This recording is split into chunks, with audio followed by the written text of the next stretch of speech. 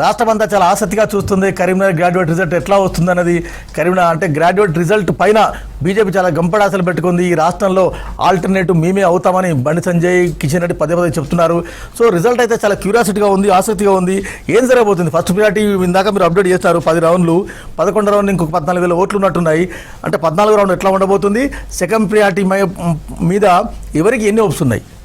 నిజంగానే ఎమ్మెల్సీ ఓట్ల క్యూరియాసిటీ అయితే మొత్తం రాష్ట్ర వ్యాప్తంగా రేకెత్తుంది. ఎందుకంటే ముగ్గురు అభ్యర్థుల మధ్య కూడా నెక్ టు నెక్ ఫైట్ ఉంది. ఎందుకంటే 2,24,000 ఓట్లు చెల్లినాయి కాబట్టి ఆ చెల్లిన ఓట్లో కనుక తీసుకుంటే ముగ్గురు కూడా చాలా దగ్గరే ఉన్నారు. మనకు 4,500 ఓట్ల లీడ్లో బీజేపీ కనిపిస్తున్నప్పటికీ 2,24,000 ఓట్లలో ఈ 4,500 అనేది చాలా స్వల్ప మెజార్టీ అని చెప్పుకోవచ్చు. కాకపోతే రౌండ్ టు రౌండ్ కూడా మనకు మొదటి 5 రౌండ్లు కనుక చూస్తే బీజేపీ అభ్యర్థి ఆధిక్యతను ప్రతి రౌండ్లో కూడా ప్రదర్శిస్తూ వచ్చారు. దాదాపు 7,300 పైచిలకు ఓట్లు 5వ రౌండ్ వరకు ఆయనకు లీడ్లో ఉండేది. కానీ 6, 7, 8, 9 వరుస 4 రౌండ్లలో కూడా కాంగ్రెస్ అభ్యర్థి లీడ్ ప్రదర్శించారు. దీంతో ఆయన 7,300 లీడ్ కాస్త 4,500కు పడిపోయింది. అంటే దాదాపు 3,000 ఓట్లు ఈ చివరి 4 రౌండ్లలో మనకు తగ్గించగలిగాడు కాంగ్రెస్ అభ్యర్థి. అయితే అదే టైంలో ప్రసన్న హరికృష్ణ కూడా కొంత 3 రౌండ్లలో బీజేపీ అభ్యర్థి కంటే కూడా లీడ్ వచ్చారు. అంటే బీజేపీ చివరి అంటే 9, 8, 7, 6 రౌండ్లలో బీజేపీ 3వ ప్లేస్కు పడిపోయింది. కాకపోతే ఇప్పుడు మళ్ళీ ఇంతకుముందు 10వ రౌండ్లో మాత్రం మళ్ళీ బీజేపీ కొంత పుంజుకుంది. దాదాపు 500 పైచిలకు ఓట్ల లీడు ఈ 10th రౌండ్లో వచ్చింది. అయితే ఇప్పుడు మనకు ఇంకొక 14 టేబుల్ల మీద 14,000 ఓట్లు లెక్కింపు జరుగుతుంది. అది కూడా దాదాపు ఇంకో 5-10 నిమిషాలలో కంప్లీట్ అయ్యి ఆ రిజల్ట్ కూడా మనకు వస్తుంది.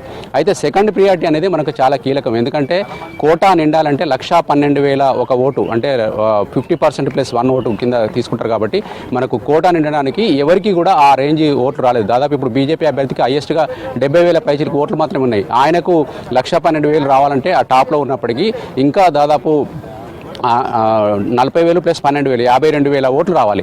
42,000 ఓట్లు రావాలి. 42,000 ఓట్లు కింది నుంచి క్యారీ ఫార్వర్డ్ చేయాల్సి ఉంటుంది. ఆ క్రమంలో మనకు ఇండిపెండెంట్ అభ్యర్థుల ఎలిమినేషన్ స్టార్ట్ అవుతుంది. ఇండిపెండెంట్ అభ్యర్థులందరికీ కూడా చూస్తే ఒక ఆసక్తికరమైన అంశం ఏంటంటే మొత్తం అందరికీ ఓట్లు కూడా అంటే ఈ ముగ్గురికి కాకుండా మిగతా అందరికీ వచ్చిన ఓట్లు కూడా 22,000-23,000 ఓట్లు దాటలేదు.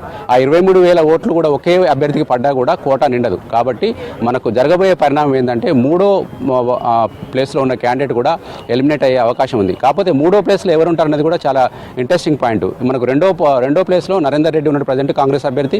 3వ ప్లేస్లో ప్రసన్న హరికృష్ణ ఉన్నాడు. వీళ్ళిద్దరి మధ్యలో 9,000 ఓట్ల గ్యాప్ ఉంది. అదే కాంగ్రెస్కు బీజేపీకి చూస్తే 4,500 మాత్రమే తేడా ఉంది. మరి క్యారీ ఫార్వర్డ్ అయ్యే క్రమంలో కింద ఉన్న 23,000 ఓట్లలో ఎంతమంది సెకండ్ ప్రియారిటీ చూజ్ చేసుకున్నారు? అందరూ చూజ్ చేసుకోకపోవచ్చు. ఎందుకంటే చూజ్ చేసుకున్న వాళ్ళకి మాత్రమే క్యారీ ఫార్వర్డ్ అవుతాయి. సెకండ్ ప్రియారిటీ చూజ్ చేసుకుంటే ఎవరికి చూజ్ చేసుకుంటే వాళ్ళకి క్యారీ ఫార్వర్డ్ అవుతాయి. మరి 23,000లో దాదాపు 10,000 మంది 15,000 మంది ఎంతోమంది కొంత చూజ్ చేసుకుని ఉంటారు. అందులో 9,000 ఒకే అభ్యర్థి కూడా వచ్చే అవకాశం లేదు. అట్లాంటప్పుడు మనకు ప్రసన్న హరికృష్ణ నరేందర్ రెడ్డిని అధిగమించడం కొద్దిగా కష్టంగానే కనిపిస్తుంది. ఈ అంకెలు ఇవన్నీ అనాలిసిస్ చూస్తూ ఉంటే ఒకవేళ అధిగమించకపోతే కనుక నా ప్రసన్న హరికృష్ణకు కూడా ఎలిమినేషన్ అవుతాడు. అప్పుడు ప్రసన్న హరికృష్ణ ఓట్లు పైనున్న ఇద్దరు అంటే కాంగ్రెస్ తర్వాత బీజేపీ ఎవరికి క్యారీ ఫార్వర్డ్ అవుతుంది కూడా చాలా ఇంట్రెస్ట్. ఎందుకంటే మనకు బీసీ నినాదంతో ప్రసన్న హరికృష్ణ పోటీ చేశాడు. తర్వాత ఆయన ఒక ప్రొఫెసర్గా ఉండి కూడా ప్రచారం చేసుకున్నారు. కాబట్టి ఆయనకు వచ్చిన ఓట్లు ఆయనకు వేసిన వాళ్ళు 2వ ప్రియారిటీ చూజ్ చేసుకుంటే బీజేపీకి వేసారా కాంగ్రెస్కి వేసారా అది కూడా చాలా ఇంట్రెస్టింగ్ అంశం. ఇవన్నీ కూడా చాలా అనాలిసిస్లు జరుగుతున్నాయి వెంకట్. కొద్దిసేపట్లోనే మనకు 2వ ప్రయారిటీ ఓట్లు కూడా లెక్కించబోతున్నారు. దాదాపు 53 మందిని ఎలిమినేషన్ చేయాల్సి వస్తుంది. 54% కూడా ఎలిమినేట్ చేసి వస్తుంది. 54% ఎలిమినేట్ చేసిన తర్వాత కూడా మనకు కోటా నిండకపోతే మొన్న మనం చూసాం వరంగల్, ఖమ్మం, నల్గొండ ఫలితం మనకు టీచర్ ఎమ్మెల్సీ చూసాం. లాస్ట్ వరకు కూడా కోటా నిండకపోతే ఫస్ట్ ఎవరుంటే వాళ్ళని విజేతగా ప్రకటించే అవకాశం ఉంది. అది మరి ఆ స్థితి వస్తుందా లేకుంటే కోటా నిండి విజేతగా ప్రకటిస్తారనేది వేచి చూడాల్సి ఉంది. ఇప్పటికే టీచర్ ఎమ్మెల్సీని బీజేపీ కైవసం చేసుకున్న నేపథ్యంలో ఇప్పటికే సంబరాలు వాళ్ళు మిన్నంటాయి. వాళ్ళు ఒక హోప్ వ్యక్తం చేస్తున్నారు, మేము గ్రాడ్యుయేట్ ఎమ్మెల్సీ కూడా కైవసం చేసుకుంటామని చెప్పి. ఎందుకంటే బీజేపీ ఉత్తర తెలంగాణలో కొంతకాలంగా రాజకీయంగా కొంత స్ట్రాంగ్ అవుతూ వస్తుంది. ఎందుకంటే 4 ఎంపీలు ఈ ప్రాంతంలో ఉన్నారు. ఇప్పుడు శాసన మండలి ఎలక్షన్ ఎక్కడైతే జరుగుతుందో అక్కడ 4 హెడ్ క్వార్టర్లలో కూడా 4 ఎంపీలు ఉన్నారు. బండి సంజయ్ కావచ్చు, తర్వాత రఘునందన్ రావు కావచ్చు, అరవింద్ కావచ్చు, వీళ్ళంతా. కాబట్టి ఈ సిచ్యువేషన్ ఎట్లా వీళ్ళకి లాభిస్తుందని చూడాల్సి ఉంది వెంకట్. అంటే వెంకటేష్ అంటే ముఖ్యంగా third person Prasanna Harikrishna 3rd ప్లేస్లో ఉన్నారు. అయితే ఫలితం ఏమైనా తారుమారు అయితే ఫలితం దోబుచులాడితే ఫస్ట్ సెకండ్ మధ్య కొంత తేడా ఉంటుంది. ఫస్ట్ సెకండ్ రావడం సెకండ్ ఫస్ట్ రావడం అట్లా జరిగి ఉండొచ్చు కాక. కానీ 3rd ప్లేస్లో ప్రసన్న హరికృష్ణ ఉన్నారు. ప్రసన్న హరికృష్ణ సెకండ్ ప్రియారిటీ ఓట్లే చాలా కీలకం.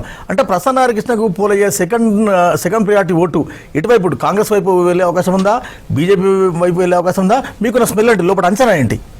పడ్డ ఓట్లలో ఆయన కూడా ఇప్పుడు మొదటి కాంగ్రెస్ కానీ బీజేపీ కానీ వాళ్ళు బయట చేసినప్పుడు ప్రచారం ఏం చేశారంటే ఒకటో ప్రియారిటీ ఇచ్చి వదిలేయండి మిగతా వాళ్ళకి వేయండి అని చెప్పారు. ఆ బ్యాలెట్ పేపర్లు ఓపెన్ చేసినప్పుడు ఈ కాంగ్రెస్కు బీజేపీకి పడ్డ ఓట్లో చాలా వరకు అట్లాంటి ట్రెండే కనిపించింది. కానీ ప్రసన్న హరికృష్ణ దాదాపు ఆయన ఇండిపెండెంట్ అభ్యర్థి, కానీ చివరి నిమిషంలో బీఎస్పీ పార్టీ తరఫున పోటీ చేశారు టెక్నికల్గా.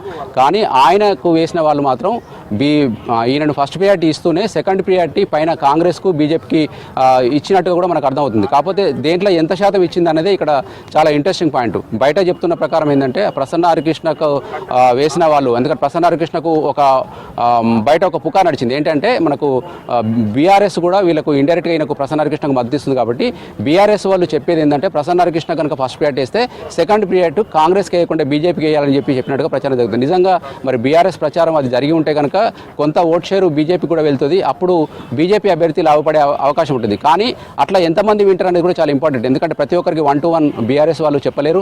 సాధారణంగా ఓటర్లు అంతా కూడా తటస్థ ఓటర్లు ఉంటారు. వాళ్ళు కేవలం పేపర్లు చదువుకొని వాళ్ళకు నచ్చిన అభ్యర్థులను కూడా రంగంలో చూసుకొని వస్తారు. మనకు నరేందర్ రెడ్డి చేస్తున్న ఆశాభావం ఏంటంటే ఆయన ఆల్ఫోర్స్ విద్యా సంస్థల తరఫున దాదాపు 30 ఏళ్ళుగా ఇక్కడ విద్యా సంస్థలు నడుపుతున్నారు. దాదాపు వేలాది మంది స్టూడెంట్స్ ఆయన దగ్గర చదువుకొని గ్రాడ్యుయేట్గా బయట ఉన్నారు. ఆయన దగ్గర వేలాది మంది టీచర్లు పనిచేశారు, వాళ్ళంతా కూడా గ్రాడ్యుయేట్గా ఉన్నారు. వాళ్ళంతా నాకు లాభం చేస్తారని ఆశిస్తూ ఉన్నారు వెంకట్.